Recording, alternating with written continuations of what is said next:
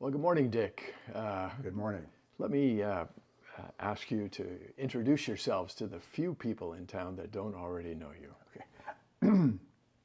My name is Dick Engelhard, and I'm on the board of the Brannan Center, and I'm the board's representative for the construction of the project. And so many people have been wondering over the last 2.5 years, when will construction start and why hasn't it started already? In the past 2.5 years, we've been working on everything from forming a nonprofit corporation, negotiating a lease with a presbytery, working with the city to understand the requirements that will be imposed on the project, and then doing testing in the building. We had to make sure that we were comfortable with what we were starting with and reflected in the drawings. And so the drawings are complete now? The drawings are finished. A building permit has been issued. And so I understand that the beginning of construction may be imminent. Yes, it is. And what will that entail? What is the, for residents of the town, how will they see this project unfold? Well, the first thing that we'll see is a security fence around the project. They will also see some pavement markings, spray paint on the streets, and it's not graffiti, it's actually for a purpose. That will kind of identify the reflection of the final plan on the utilities in the street, and then that will be verified by the various utility companies, PG&E, the city, and so on. There will be some potholing going on to make sure to physically verify what's happening, not just through the normal processes, but that work will be done, very early in the process. We all know this is an old building, sound but old. What needs to be upgraded in this building? A number of things.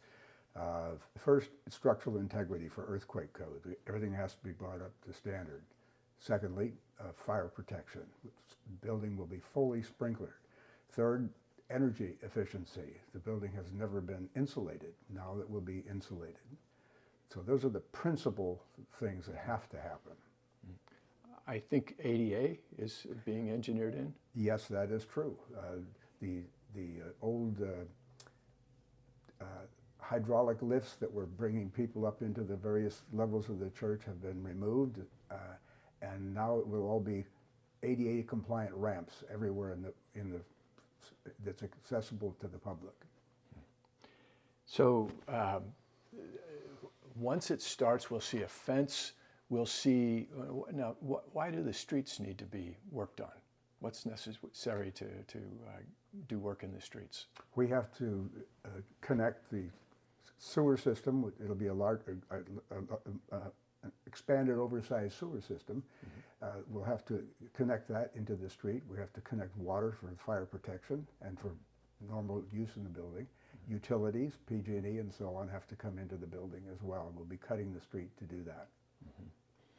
And why are you starting now instead of in the summer? There are a number of reasons. The building permit requires a mandatory periodic progress on the project. But more particularly, we have the opportunity to start very soon to capitalize upon supply chains and so on, and weather. With the sequence of events that will have to occur, by starting in the next month or two, we will be able to capitalize on summer weather, capitalize on working interior during the winter periods, and then also come back and finish off in a summer environment. So that's the overall general plan. So getting started now really allows you to make the best use of the summer months. That's correct. And how are you working with the school district? We're across the street from the elementary school and the neighbors, for example. We have an arrangement with the school district that the families will be allowed, have been allowed, and will be allowed to drop off their children in the parking lot. We are communicating regularly with the school district, and at the point in time where the fencing goes up, they will no longer have that ability. And so we're communicating our schedule to the school district to be passed on to the parents. And the neighborhood. And the neighborhood. Okay. So when this construction phase is finished, and by the way, roughly how many months are you allocating for this construction process? For the first phase of construction, which is the basic structure itself, it's about 24 months. Then there will be a furnishing stage, where putting in appliances, that kind of thing, the HVAC, the audio-visual systems, and the furnishings, and that will be a second phase. And then there will be a startup third phase, which is preparing for operations. And that whole period of second and third phase will probably be about 6 months. Is it fair to say that the major impact to the neighborhood will be in the first phase? Yes, that'll be the 24-month period. Okay, good. Who's the general contractor for this work? Paul Coates is the general contractor, and he's well known in town. He was a former councilman, planning commissioner. He built many of the homes in the town, and he was the one who basically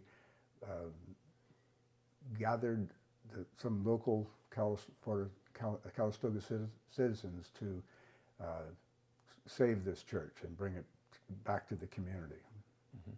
So as we finish this, is there anything you'd like to ask of the residents of town as we start work? Yes, while we're all familiar with general interruptions in construction process, we'd like to enlist your patience, your understanding, and we will communicate regularly to let you know what's happening on the process. But it will be a 24-month period.